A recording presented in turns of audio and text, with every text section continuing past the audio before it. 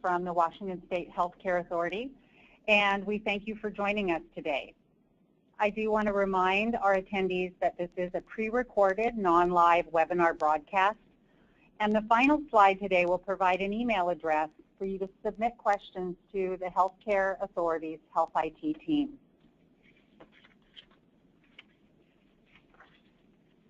The objectives of the webinar today are threefold.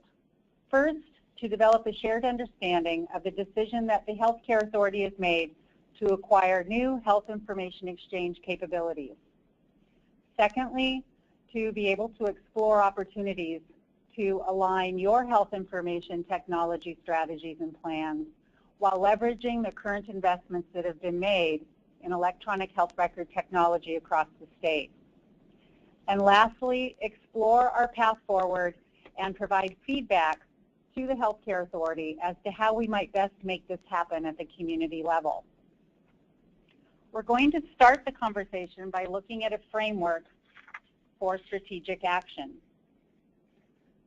There has been a very broad and shared commitment to transformation of the healthcare delivery system in Washington State. There is clear support for the state strategies that have been outlined in Healthier Washington.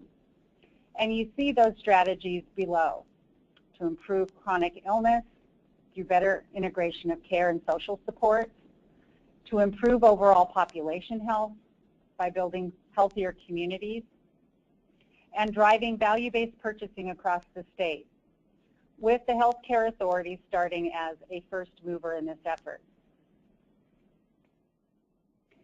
We asked for input from the community, and you responded.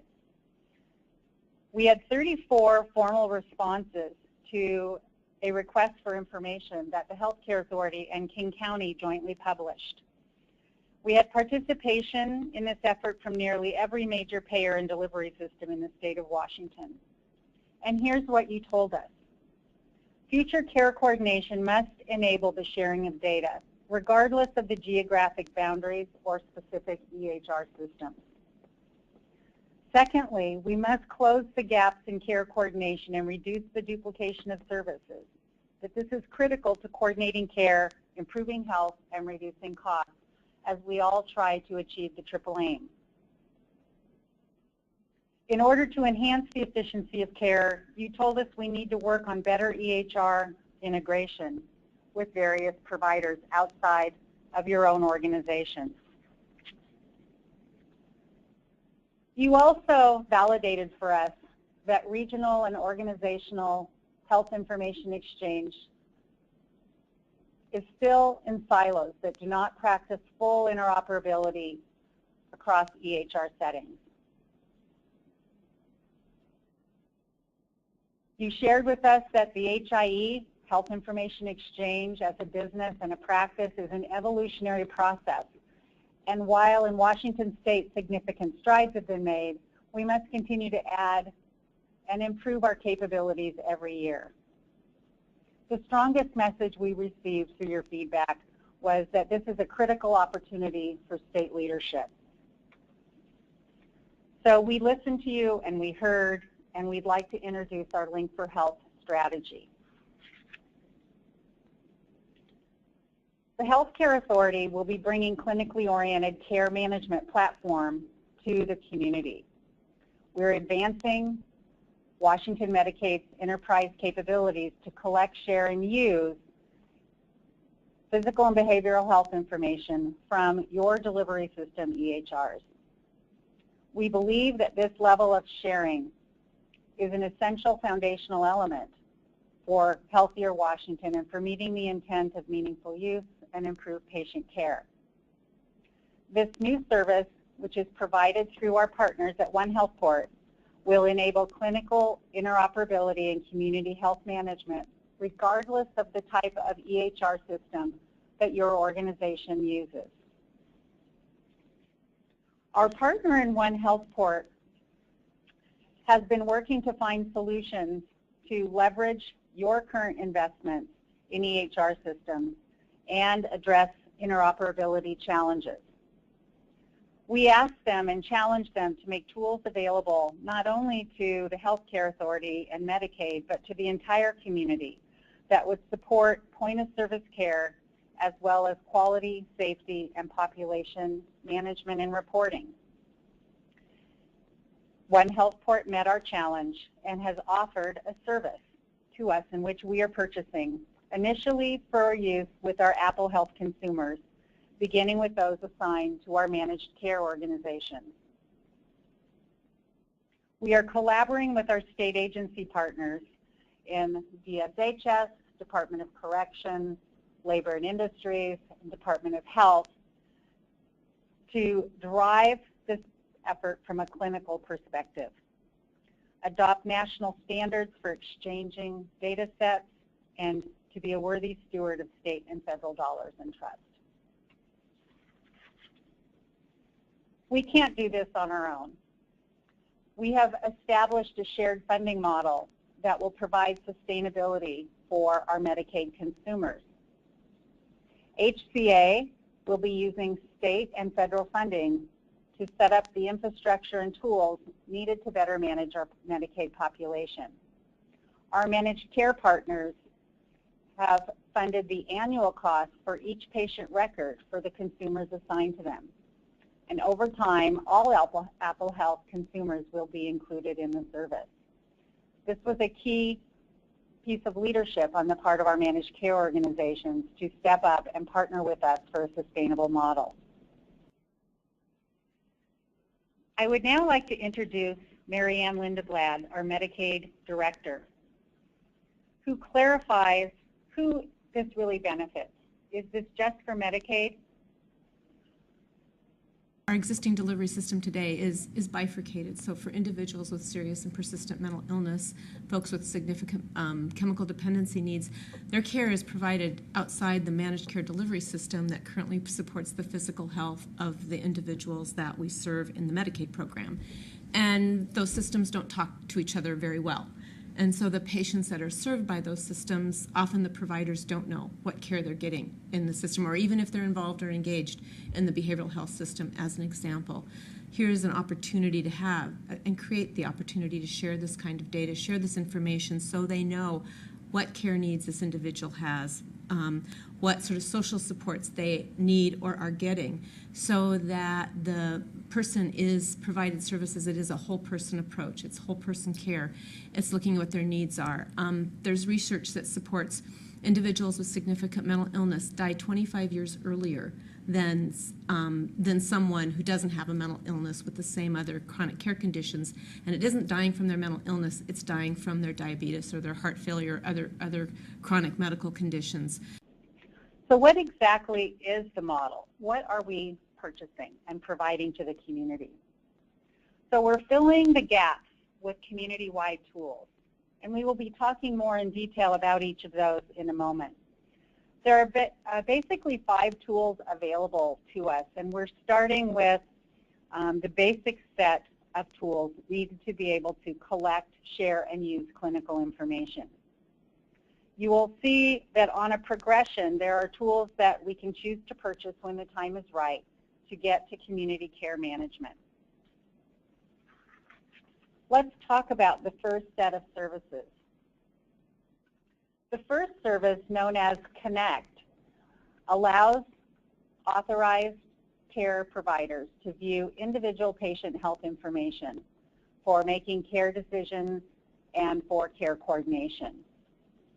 Connect provides a comprehensive medical record that includes key data sets, which represent diagnosis, medications, and allergies. It enables data sharing and viewing regardless of the EHR vendor that you use. It provides a single source to view a full integrated patient profile and medical record at the point of care. It collects patient data from all connected data services and EHR systems and matches that information to patients. This has the potential to result in lower administrative costs and improve patient safety by lowering the frequency of medication errors. I think it would be most helpful for you to be able to see a demo, which would be representative of what healthcare providers would see if they were accessing the Connect portal. Let's go ahead and launch that demo now. Technology infrastructure that enables patient data management for truly coordinated care across caregivers and settings. Developed by physicians, Sandlot Connect aggregates and sorts clinical and claims information to present a comprehensive medical record, including medication lists, diagnoses, allergies, transcripts, labs, etc., to the provider at the point of care. Let's review Sandlot's SaaS-based clinical portal to learn more about the power and effectiveness of an integrated health information exchange. When a care provider logs into the secure site using their unique login credentials, they are taken to the home page. The home page provides access to patient lists, notifications, and the message inbox, which allows for secure, HIPAA-compliant communication between providers. In addition to physicians, users of the portal may include physician extenders, care managers, and support staff, all of whom are supported by Sandlot Connect via role-based access and user preferences. The scorecard allows users to track quality measures and gaps in care for their patient population, including 5-star, ACO, HEDIS, and PQRI measures. In addition, our Measure Builder tool allows clients to create custom measures for managing their patients. Providers can select a comparison population to see how they're performing compared to providers across an entity, providers within their practice on average, or to a benchmark. The user can click on a measure to view the patient list. The list provides the names of patients who require action on the given measure.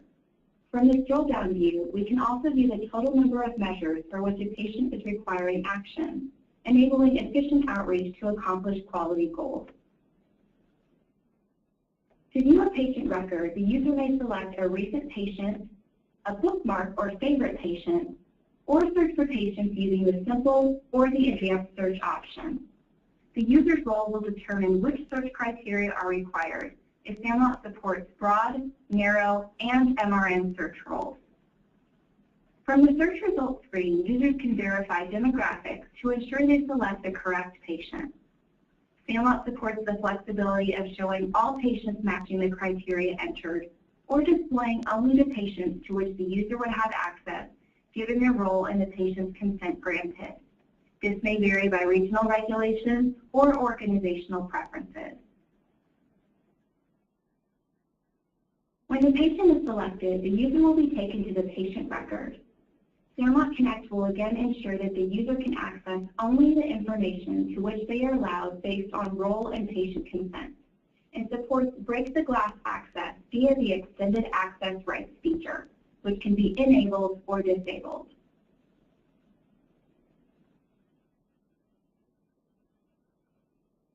From the summary view, the user can review demographic and insurance information in the header bar, as well as click through the task or data elements in the summary section to review health information on the selected patient.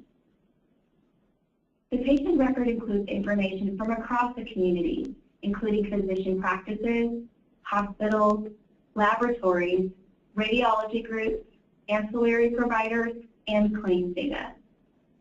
Because Sandlot offers true bidirectional interoperability, physicians can view the information available from the health exchange right in their EMR.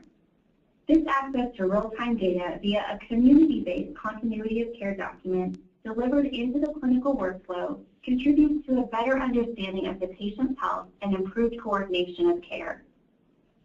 The episodic continuity of care documents, or CCDs, within Sandlot Connect provide a summary of the discrete data that was captured from the point of care via provider's EMR.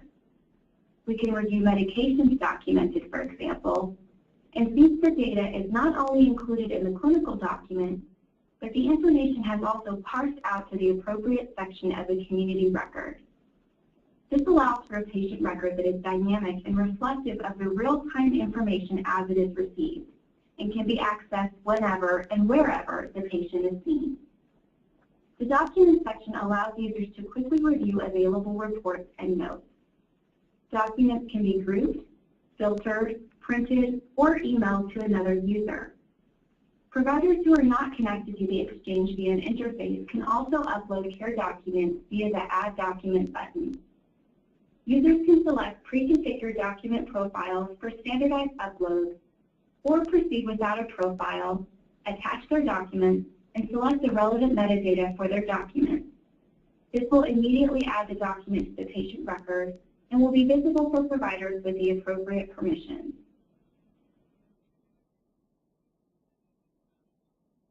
This feature enables community providers who do not have an EMR or the technology infrastructure to support a live feed to still be able to share care documents with the community. The Labs tab allows users to review results available from participating laboratories and quickly identify abnormal values in the record. Selecting a test name will generate a longitudinal table view of labs to allow for trending results over time, including abnormal range flags and the source name. Clicking the Graph tab provides a graphical view of the results, which also represents the range and abnormal values. Patients may be bookmarked from several screens within the portal, allowing users to build a favorite patients list for quick reference and to set notification preferences for that patient. Notifications can be customized per patient to ensure that users receive only timely, relevant updates for their role in the patient's care. The user can select both the information for which they want to be notified as well as the time interval for notification. Providers can also select the theme of their portal view, update their email address for notifications, and access the Help menu from the User button.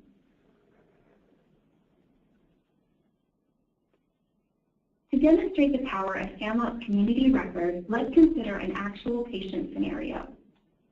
Mr. William Faulkner reported to a local emergency room complaining of fatigue, shortness of breath on exertion, and left arm numbness. He was in significant distress and unable to provide details of his medical history. The ER physician logged into SAMLOT Connect and within seconds was able to determine that Mr. Faulkner had diagnoses including chronic congestive heart failure, chronic obstructive pulmonary disease, renal insufficiency, depression, and early dementia. Informed with an up-to-date record of his problems, the physician asked Mr. Faulkner about his activities leading up to his worsening symptoms. He described working in extreme heat the day prior and developing some nausea and diarrhea afterward.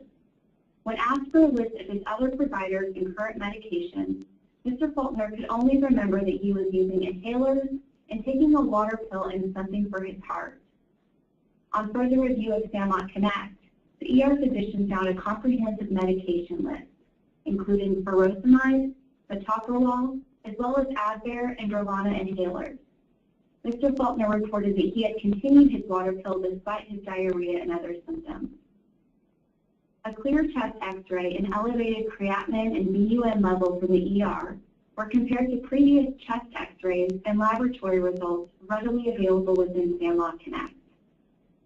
These findings were consistent with acute and chronic renal insufficiency secondary to heat exhaustion. Mr. Faulkner was admitted for stabilization and scheduled to follow up with his PCP and cardiologist, who were identified in SAMLOT Connect, allowing smooth transition and coordination of care.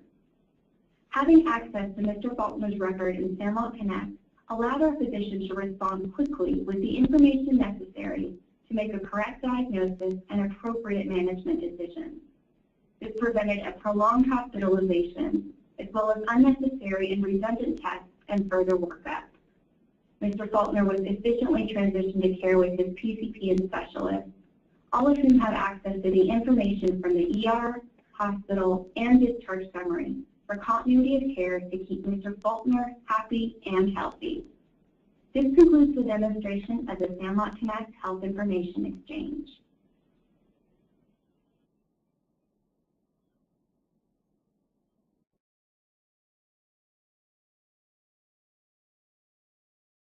Capability gap and addresses the needs represented in the quotes we shared earlier in the presentation from our delivery system.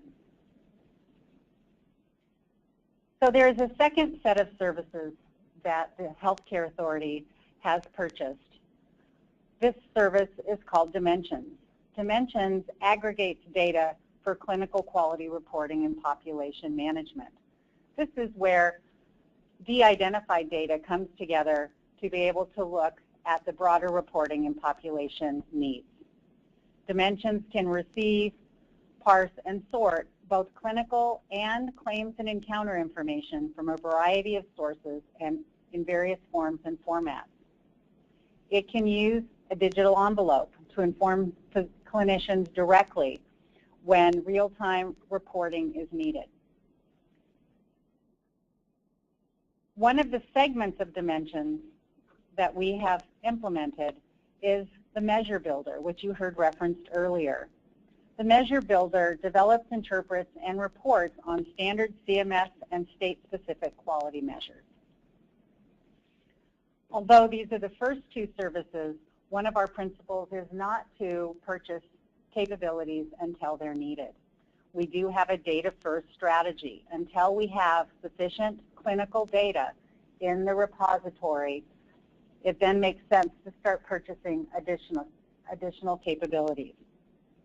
Some examples of these, one is the Sandbox, which would provide us with a copy of production-level data, which can be exported in large-scale extracts for advanced analytics. Metrics, which can deliver alerts and relevant clinical guidance for at-risk patients who are noted falling outside the quality measures.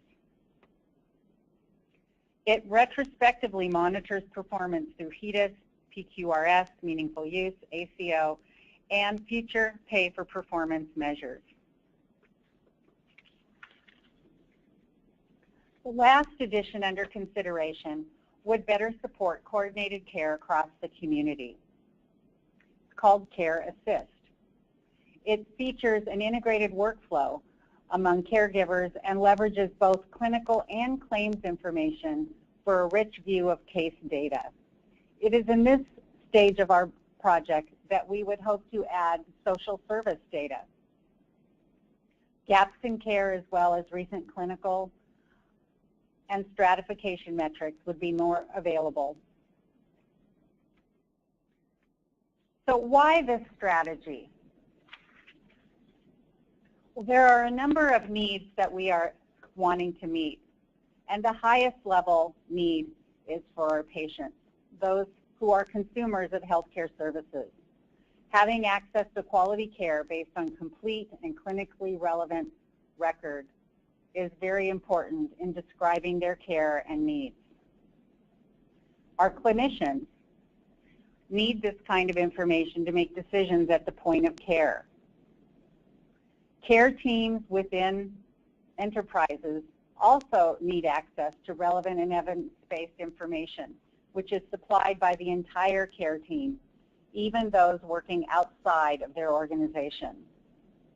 And I think this is where the largest opportunity presents itself, and that is coordination across enterprises and across the community. Access to complete and timely patient-level data across delivery systems, regardless of the entity delivering care. This is where our largest gap in capabilities face us in Washington State. And lastly, as a purchaser or a payer, having access to real-time clinical health outcomes and quality data can be used to drive value-based payments and performance. Next, I'd like to introduce Dr. Teresa Fotinos, our Deputy Chief Medical Officer, who is our clinical sponsor for this project. System-level needs and desires for this information. As a family practice physician, for years I have wished that I could have better information on my patients, particularly patients who had multiple complex needs and maybe got some of their care from a community mental health center, other pieces of their care from a chemical dependency center, and really not knowing what medications they may be on, what their issues were, how they were being handled. And for some folks who are particularly vulnerable, their ability to sort of gather and carry that information from place to place isn't really something that they're able to do because their other priorities are having a roof over their head, getting enough to eat. And so to expect folks who aren't necessarily able to navigate their lives in the way that a lot of other people can. Asking them to be responsible for that information really just puts more burden on them. So as a provider, having access to that information, if someone was in the emergency room last night, what were they seen for? What were they treated for? What medications did they give? That's a safety issue. It's also a stewardship issue. I don't want to repeat tests that someone just had a week before from another provider. I don't want to expose someone to the radiation of a CAT scan if they just had one a month ago. So it's a safety issue, it's a health issue, and from the patient perspective, I can tell you the number of times that I've heard patients say to me, why are you asking me these questions? The person at the front desk asked me these questions. When I went to the doctor last week, they asked me the questions. My social worker asked me these questions.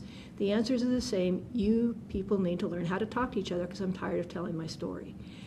We shouldn't make people repeat themselves. So I think that from both a provider and a patient perspective, this is long overdue. I think that from a community perspective and a purchasing perspective and a health care system perspective, the time is now.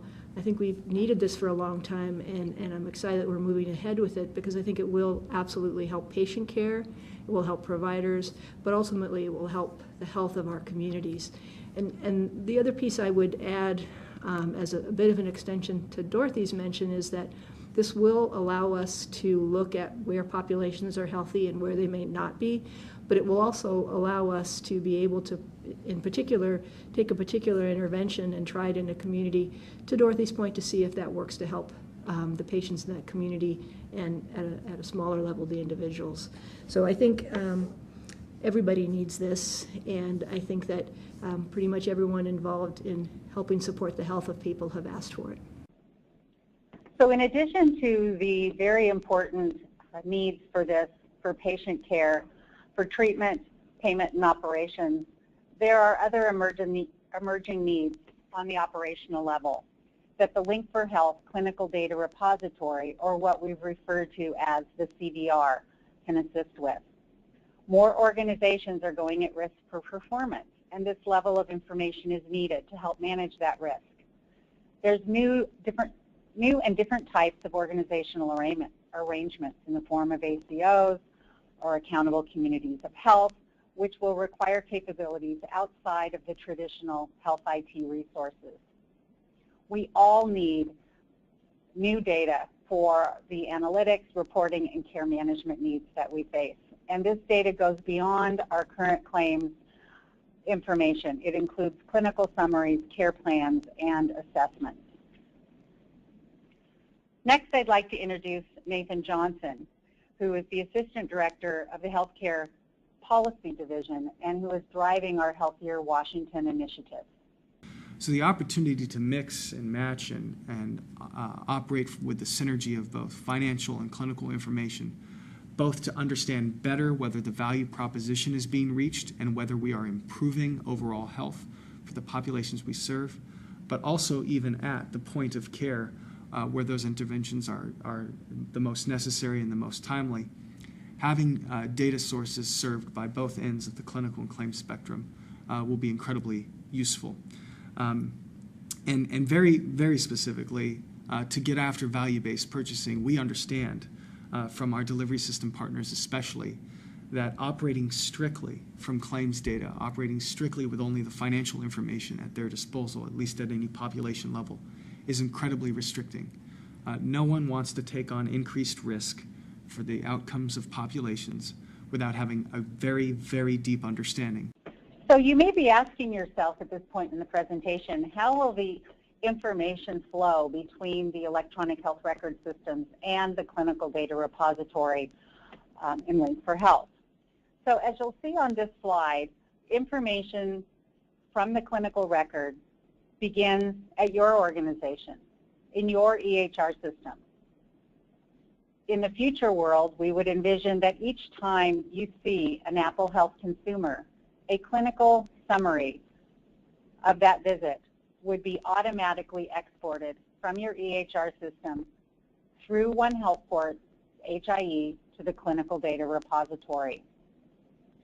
Added to that information from the healthcare authority would be initially 2 years of claim and encounter history and then ongoing and regular feeds, so that your organization, should you request a clinical summary back or you want to look at clinical quality measures, would have both claim and encounter data along with clinical data from your own organization and other contributors.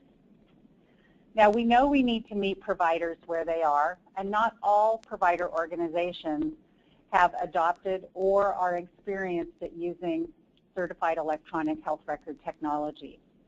For those providers who need a browser-based solution, as you'll see on the bottom right-hand corner, they will have access through a clinical portal to be able to view and upload some documentation. In addition, on the right-hand side, as we adopt the sandbox, we will be able then to export large data sets for analytics, both within the healthcare authority and on behalf of our partners, managed care. So we truly believe we are at the tipping point for advancing health information technology beyond the organizational EHR systems that you have worked so hard to implement. Dorothy Teeter, the Director of the Healthcare Authority. Is actually fundamental to this strategy. Increasingly, Washington State is recognized nationally as well as within the state itself of really leveraging health information technology and all that potential that holds for improving health, not only at the community level, but also at the individual level. So increasingly, we are hearing requests from communities as well as healthcare systems and providers to ask us to help them support the work that they need to do to achieve the three-part aim of better health, lower costs, and improved care experience for all the folks that they serve in their clinical practices, but also in the communities themselves. So as we move the healthcare system from facilities and doctors' offices out to the community and join our community partners, whether it's housing services or whether it's mental health services or it's our public health partners, we want to be able to share some of the information that we can to improve the health of populations as well as the individuals that reside within those in our communities. So it's an idea to me that as time has come, we've spent billions of dollars in this state, if you count it all up, on developing electronic health records. And now people are beginning to see that the potential from that investment now is able to be leveraged to really look across the state at the community level as well as at the individual level and how people are doing in terms of health improvement strategies and new and innovative ways to improve health.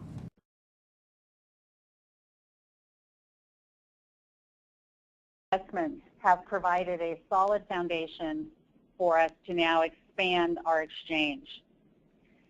The Medicaid EHR Incentive Program, we have alone issued over $273 million to Washington State providers for the adoption, implementation, and meaningful use of certified EHR systems. 494 hospitals and clinics are known to have these systems, which, if certified, are capable of exporting the standardized clinical summaries that we talked about in the data flow picture. Of those, 182 clinics have Medicaid patient volume exceeding 30%, and 88 hospitals have Medicaid patient volume exceeding 10%. So we are more than at the tipping point and prepared to move ahead. 97% of those clinics and hospitals are still working to achieve meaningful use stage 2. We believe that participation in the Link for Health clinical data repository can help move folks forward in meeting their stage 2 requirements.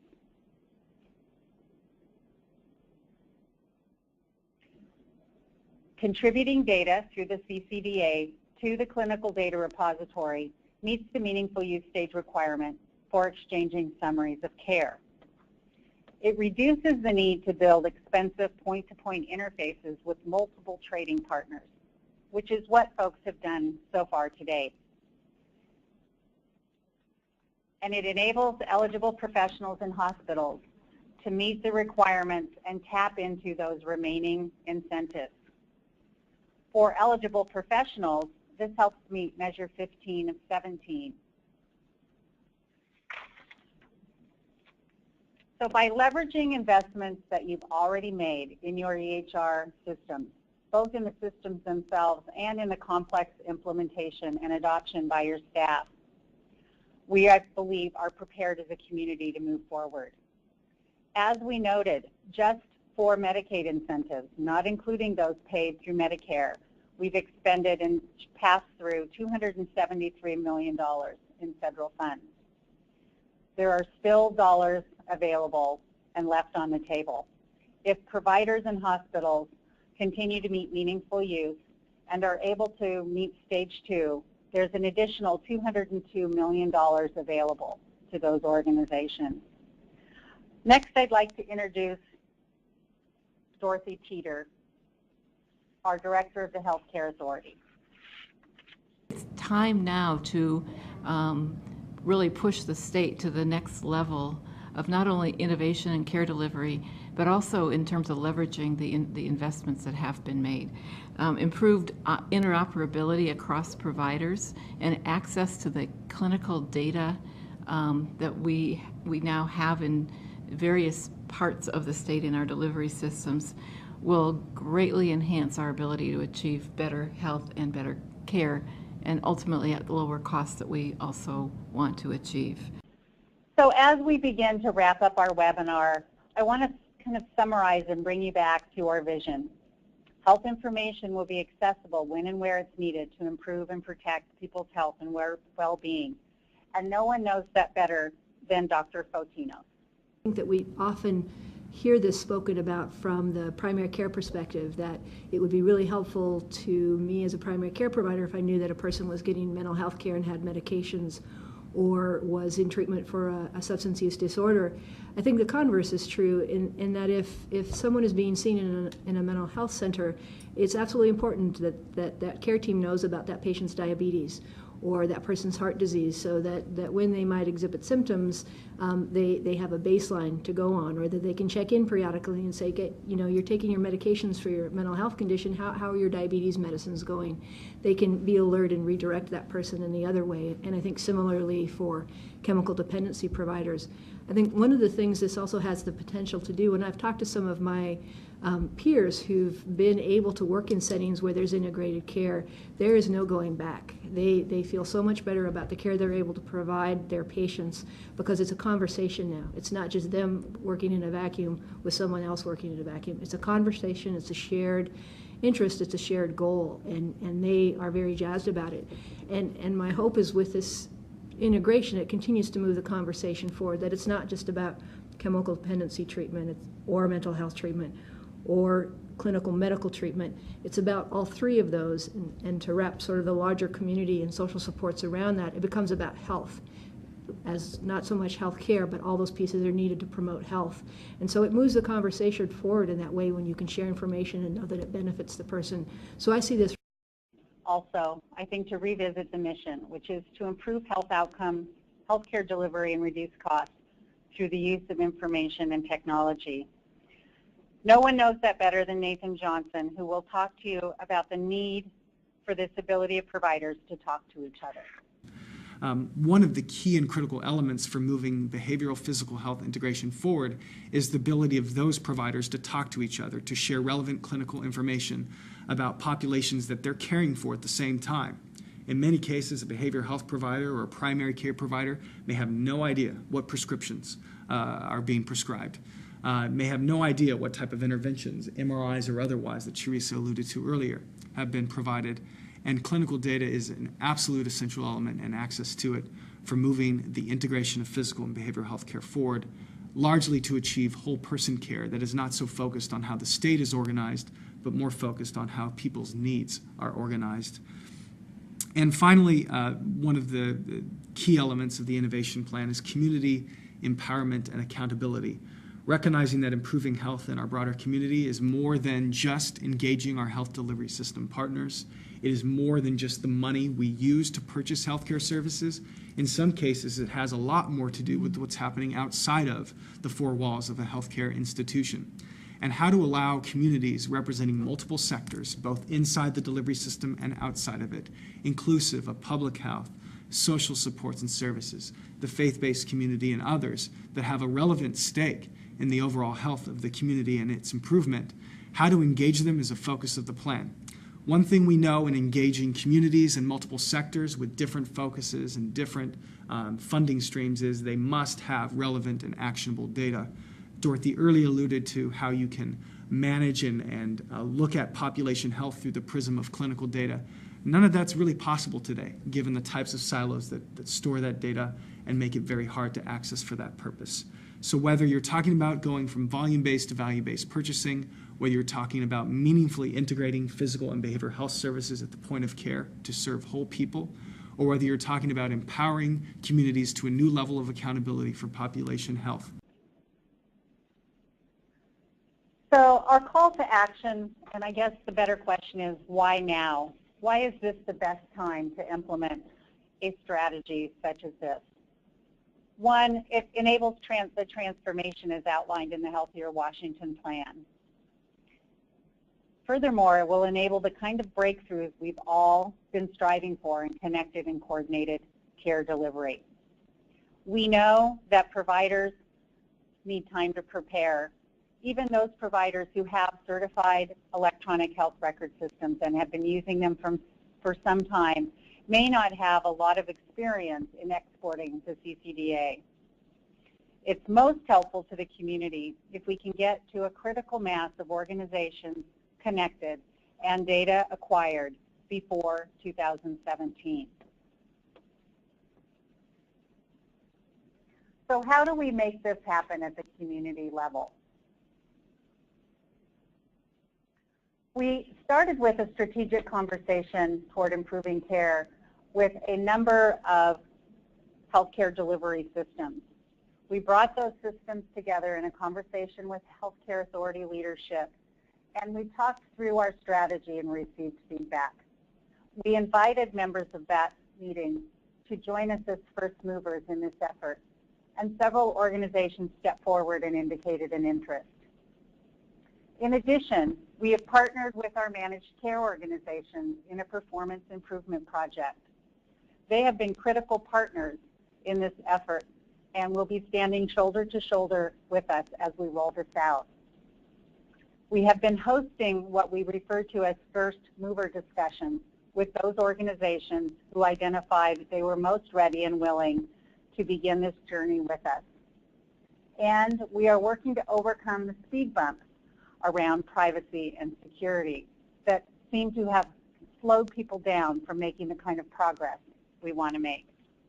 And I think maybe flipping that question a little bit is, how can we assure the security and the privacy of information that people don't want shared, balanced with the information that different service providers, whether they're physical health, mental health, or chemical dependency, need to provide the most safe and best care for their patients.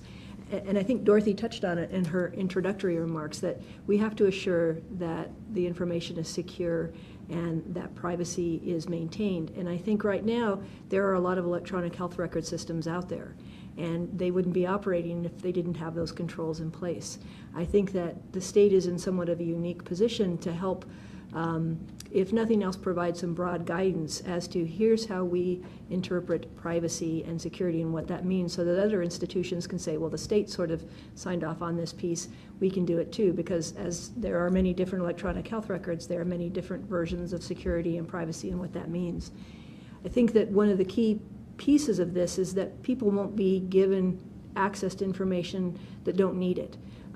As a clinical provider, I'll be able to see a person's medications, their health problems, potentially if they get permission across different domains, but the social worker who may need some of the information about that patient won't necessarily have access to that same information about medications or the person's medical problems. It'll really be role-based and what's necessary to know to help you provide whatever services you give.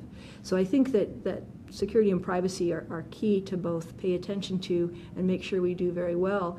One of the things that we will be addressing as we go forward is within the realm of treatment of people who have substance use disorders, there are some specific federal regulations that make the sharing of that information very much dependent on that patient's specific consent to do so. And so I think a lot of providers have interpreted that to mean that you can never talk about a patient's health issues as they relate to substance use disorders. So I think part of this is making sure that we protect and follow the regulations that are federally or state in place, but we also help educate people who may be over-interpreting some of the barriers or some of the current rules so that access to information that can be provided is shared in a way that best benefits. Noted, balancing the privacy with the clinical data needs is a critical task that our project is undertaking. We need to be able to better frame privacy and patient choice as a community. So there are two things that HCA is committing to work on over the next several months. One is to gain a shared interpretation of what is legally defensible under HIPAA among state agency privacy officers as it relates to health information exchange. We will expand this effort to other domains, such as chemical dependency, etc., as we move ahead. Once we have this shared interpretation, we will ask for interpretation from our Attorney General and disseminate that information to clinics and hospitals known to have certified EHR systems that are capable of exchanging clinical summaries as we've discussed.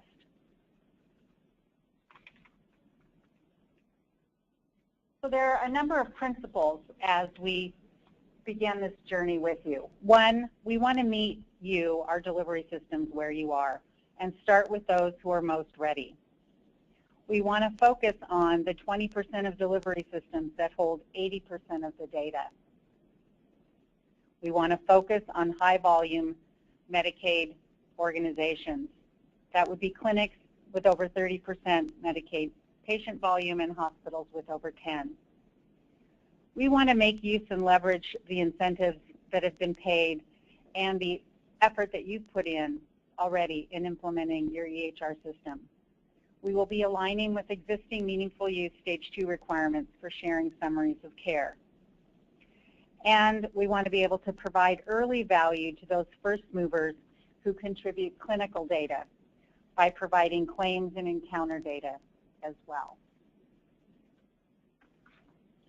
As we look at active participation by those providers most ready, you'll see that beginning at the bottom of the slide, we have a very large body of hospitals, clinics, and groups who serve Apple Health consumers. We also have many members in the community that provide services as well. To narrow our initial focus, we identified the 494 groups and hospitals that are known to have certified EHRs and who are already capable of engaging in this type of clinical data exchange. We know this because that's the number of providers and organizations who have participated in the Medicare and Medicaid incentive program.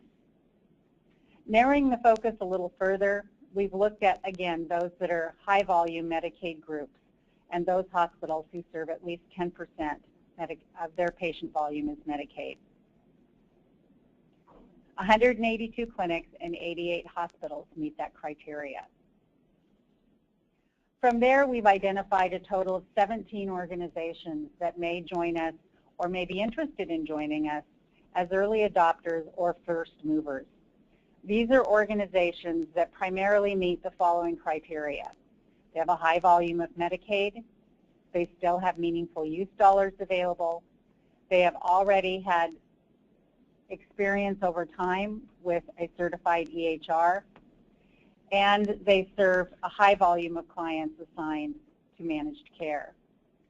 We're starting with those organizations first and providing a high-touch outreach and support by meeting with them leadership to leadership, by doing implementation planning with OneHealthPort, by offering technical meetings with their vendors, and having those first movers participate in the early testing of the configuration of our clinical data repository. No providers will be left behind. All providers, regardless of where they are in the process of adopting, implementing, and using clinical information in an EHR, will have available to them informational webinars, EHR incentive program dollars, and without an EHR, clinical portal access. We want to provide support to all providers serving Medicaid. OneHealthPort is standing ready to provide onboarding support and vendor consultation for EHR vendors. After we implement these first few organizations, a playbook and readiness checklist will be published, and other supports and informational materials will be available. So this is where we're starting. We are rolling out these new services in a staged implementation. And just as kind of a summary, our first service is the clinical data repository, the Connect and Dimensions. Our first transaction will be clinical care summaries. The first lives that we will be hosting in the repository are our Apple Health enrollees in managed care. And our first data contributors will be the Healthcare Authority, who brings clinical and encounter data to the table, and our EHR program participants, you, our first movers and early adopters. Currently, the Healthcare Authority and OneHealthPort is configuring Connect and Dimensions, and will begin testing with our first mover organizations as early as this fall.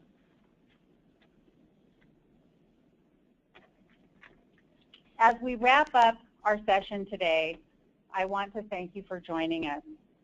As both a payer and a collaborator, the Healthcare Authority is proud to be advancing Washington's capabilities to collect, share, and use integrated physical and behavioral health information from our partners like yourself. Like the Healthcare Authority, our managed care partners believe that this level of clinical data sharing through an HIE is an essential foundational element for transforming healthcare in Washington. We all believe, as do you, that people need to experience better health during their lives, receive better care when they need it, and that care is more affordable and accessible. As the managed care plans in partnership with the Healthcare Authority and the State Health Information Exchange, OneHealthPort, brings this clinically oriented infrastructure to the community, we will all have the ability to exchange information across the community. HCA intends to use our existing authorities under Medicaid to exchange with healthcare organizations in our effort to advance active participation in the Link for Health clinical data repository. We will do this through both our Meaningful Use Incentive Program and our fee-for-service and managed care models. As we noted before, it will be most helpful to the community if together we can connect a critical mass of organizations with community-level data in early 2017. More detail will be published in the coming weeks in the state's updated state Medicaid Health IT plan and in direct communication through our managed care partners. In the meantime, we would love to hear from you what you think of the strategy that we've laid out. Please submit your questions and comments to healthit@hca.wa.gov and put HIE in the subject line. Again, we appreciate you joining with us on this journey and investing your time in this topic with us today. Thank you.